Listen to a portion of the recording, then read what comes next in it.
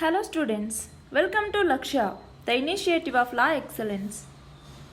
ఇవాల్టి మన first article వచ్చేసి భారత్ మరియు పాకిస్తాన్ రిలేషన్స్ గురించి. దీనిని గ్రూప్ 1 మరియు గ్రూప్ 2 వాళ్ళు కూడా ఇంటర్నేషనల్ రిలేషన్స్ అన్న కాన్సెప్ట్ కింద చదువుకుంటాము. భారత వైమానిక దళ వింగ్ కమాండర్ అభినందన్ వర్ధమాన్ ఈయన భారతదేశానికి చేరుకున్నారు. ఇతను ఎలాంటి పరిస్థితుల్లో పాకిస్తాన్ సైనికులకు చిక్కారు, ఆ వ్యవహారం ఏంటి అన్నది ఆల్రెడీ మనం చూసాము. ఏం జరిగింది? జైషే మహమ్మద్కి సంబంధించినటువంటి ఉగ్రవాదులు పుల్వామాలో దాడి చేయటం జరిగింది. దీనికి ప్రతీకారంగా మన భారతదేశం పాకిస్తాన్లోని బాలాకోట్లో ఉన్నటువంటి జైషే మహమ్మద్ ఉగ్రవాద శిబిరం మీద వైమానిక దాడులు జరిపింది. దీనికి ప్రతీకారంగా పాకిస్తాన్ భారత సైనిక శిబిరాల మీద దాడులు జరిపేందుకు ప్రయత్నించింది. ఆ దాడుల్ని ఎదుర్కొనేటప్పుడు మన MiG-21 యుద్ధ విమానం దాని యొక్క కమాండర్ అయినటువంటి అభినందన్ వర్ధమాన్ పాకిస్తాన్ యొక్క F-16 యుద్ధ విమానాన్ని కూల్చివేయటం జరిగింది. పాకిస్తాన్ వాళ్ళు మన MiG-21 యుద్ధ విమానాన్ని కూడా కూల్చివేయటం జరిగింది. పారాచూట్ సహాయంతో అభినందన్ వర్ధమాన్ కిందికి వచ్చారు. కాకపోతే ఆయన LOC లైన్ ఆఫ్ కంట్రోల్ నియంత్రణ రేఖకు పాకిస్తాన్ సైడ్ వైపు ఉన్నటువంటి భూమిలో వెళ్ళి దిగడం జరిగింది. అక్కడున్నటువంటి స్థానిక ప్రజలు ఈయన మీద దాడి చేస్తుండగా వాళ్ళ సైనికులు ఈయనను తీసుకెళ్లటం జరిగింది. పాకిస్తాన్ దాడుల్ని నిరసిస్తూ భారతదేశం అభినందన్ని విడుదల చేయాలి అని చెప్పేసి డిమాండ్ చేయడం జరిగింది. దాని తర్వాత పాకిస్తాన్ ప్రధానమంత్రి ఇమ్రాన్ ఖాన్ అభినందన్ను విడుదల చేస్తున్నాము అనేసి చెప్పారు. నిన్నటి రోజున అభినందన్ని భారత్కి పంపించడం అనేది జరిగింది. మన నెక్స్ట్ ఆర్టికల్ వచ్చేసి నీటి కొరత గురించి.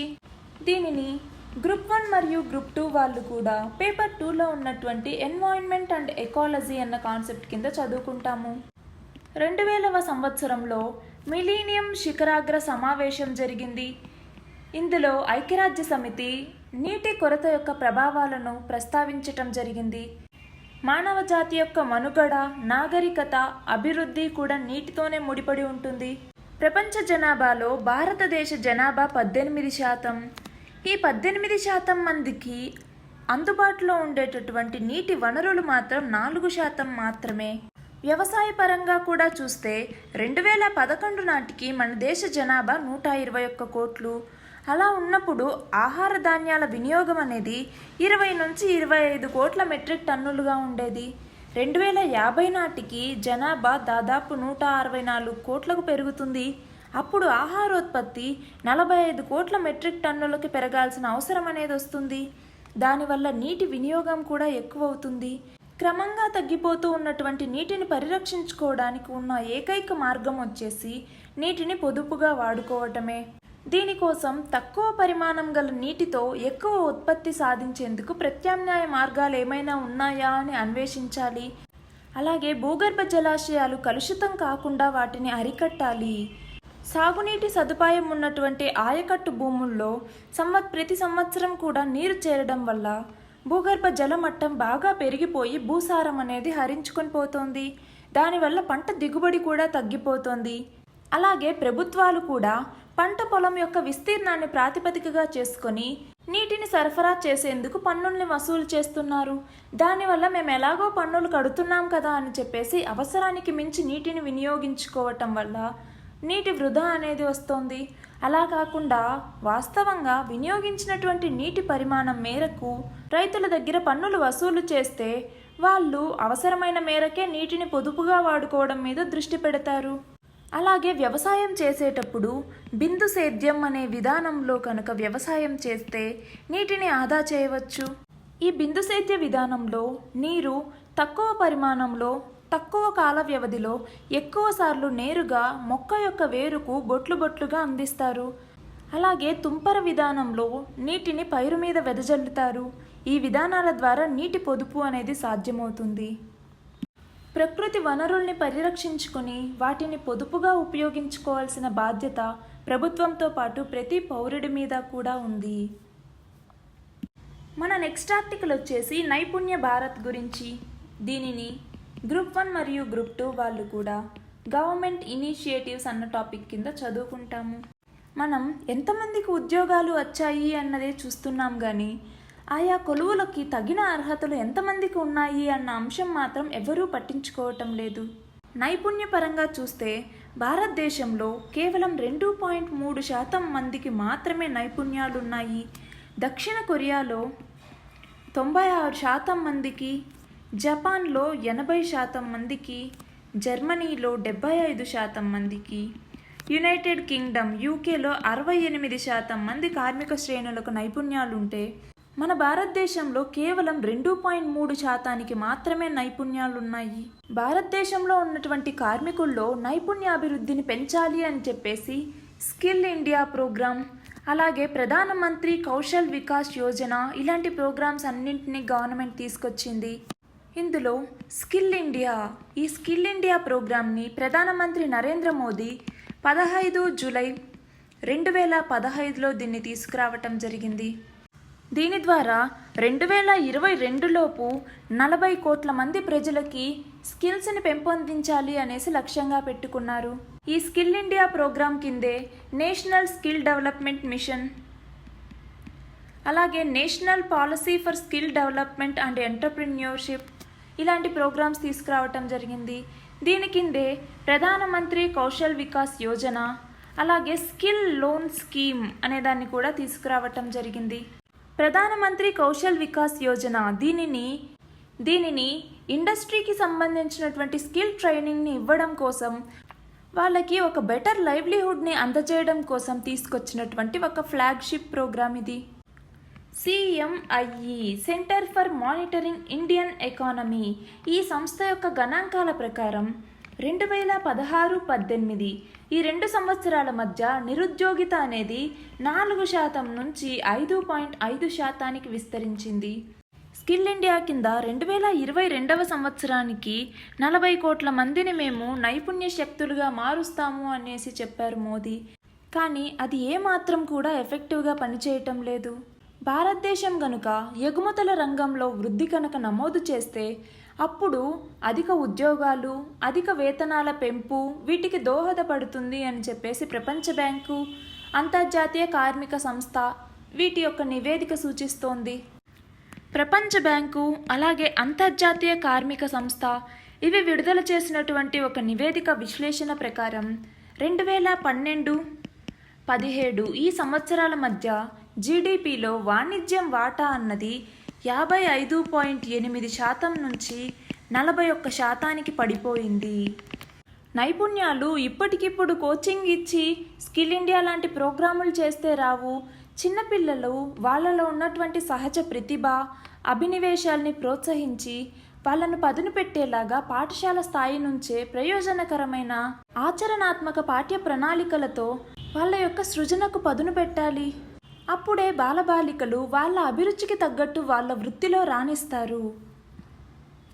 మన నెక్స్ట్ ఆర్టికల్ వచ్చేసి డెంగీ మరియు మలేరియా వ్యాధుల గురించి. దీనిని గ్రూప్ 1 మరియు గ్రూప్ 2 వాళ్ళు కూడా సైన్స్ అండ్ టెక్నాలజీలో ఉన్నటువంటి డిసీజెస్ అన్న కాన్సెప్ట్ కింద చదువుకుంటాము. డెంగ్యూ లేదా డెంగీ అంటాము.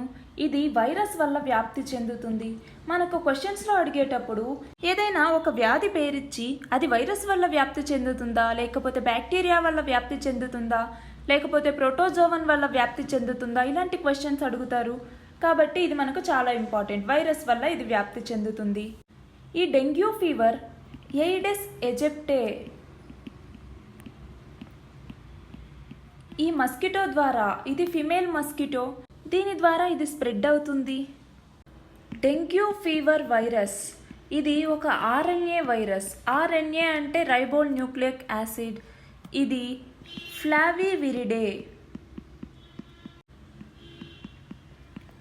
ఫ్లావివిరిడే అనేటటువంటి ఒక ఫ్యామిలీకి చెందింది ఇది. నెక్స్ట్ వచ్చేసి మలేరియా. ఈ మలేరియా అన్నది మలా అరియా అనే 2 ఇటాలియన్ పదాల నుంచి పుట్టింది. మలా అరియా అంటే చెడిపోయిన గాలి అని అర్థం. అలాగే చిత్తడి నేలలు ఎక్కువగా ఉన్న చోట మలేరియా అధికంగా ఉండడం వల్ల ఈ జ్వరాన్నే మనం మార్ష్ ఫీవర్ అని కూడా అంటాము. చిత్తడి జ్వరం అనేసి పిలిచేవాళ్ళు. 1898లో సర్ రొనాల్డ్ రాస్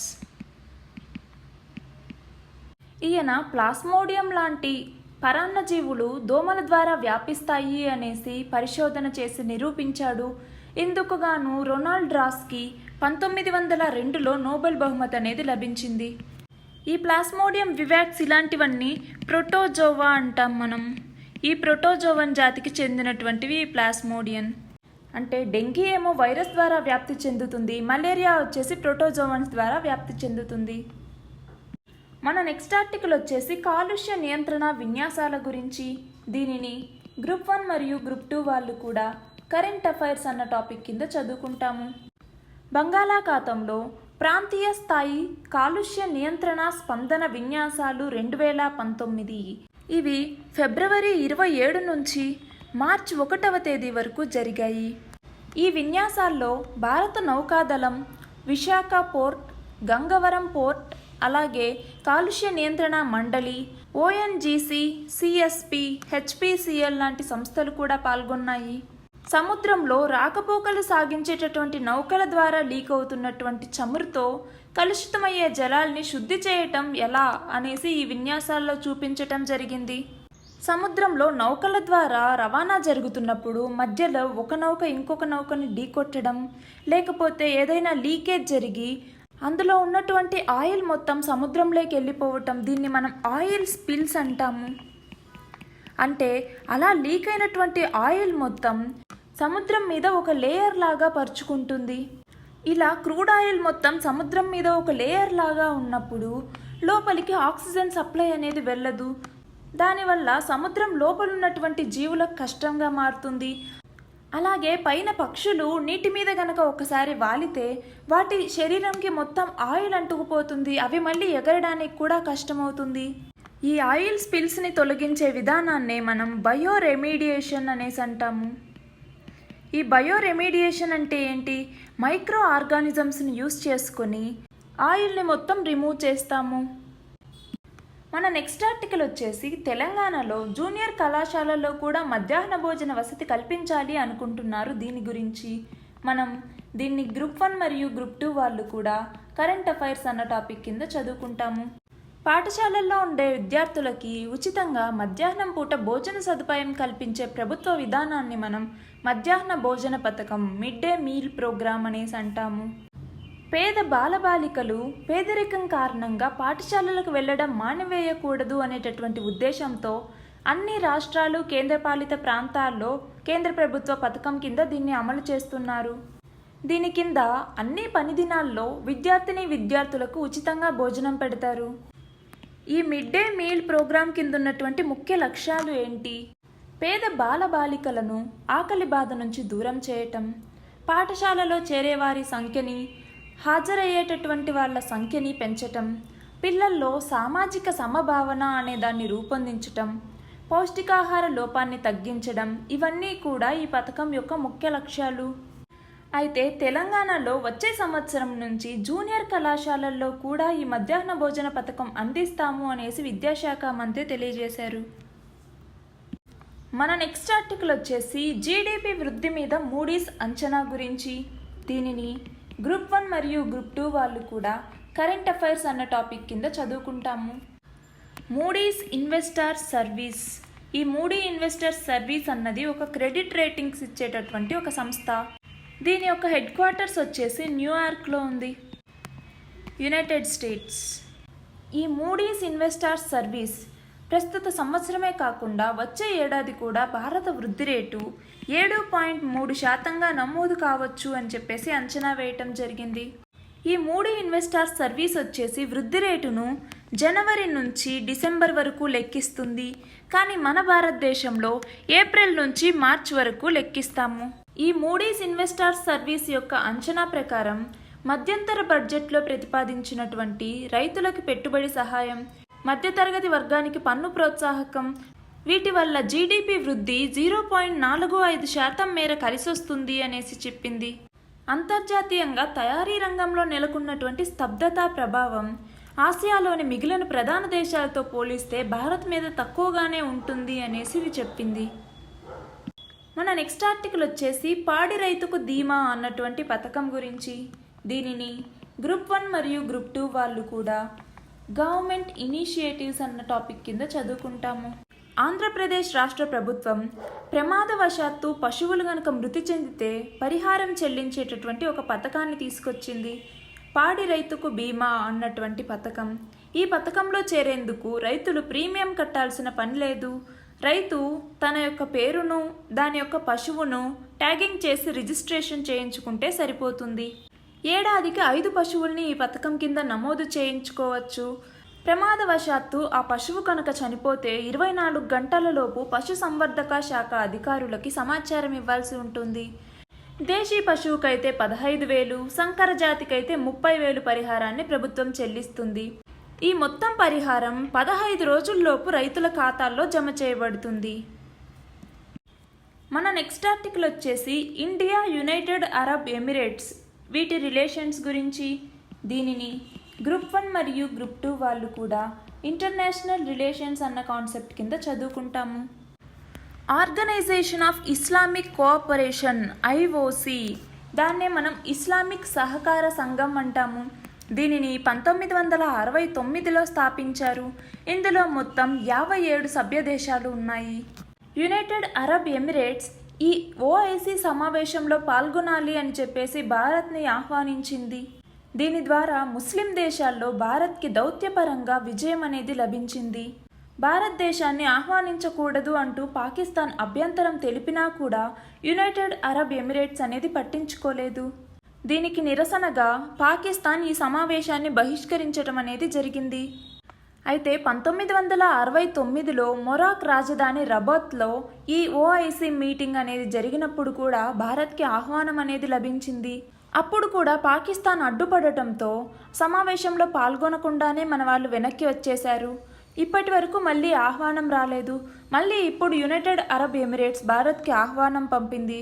భారత్ ముస్లిం దేశం కాకపోయినా కూడా ముస్లింలు అధిక సంఖ్యలో నివసిస్తున్న దేశం కాబట్టి సభ్యత్వం మాకు ఇవ్వాలి అని చెప్పేసి 2006లో అప్పటి ఉపరాష్ట్రపతి హమీద్ అన్సారీ తీవ్రమైన ప్రయత్నాలు చేశారు.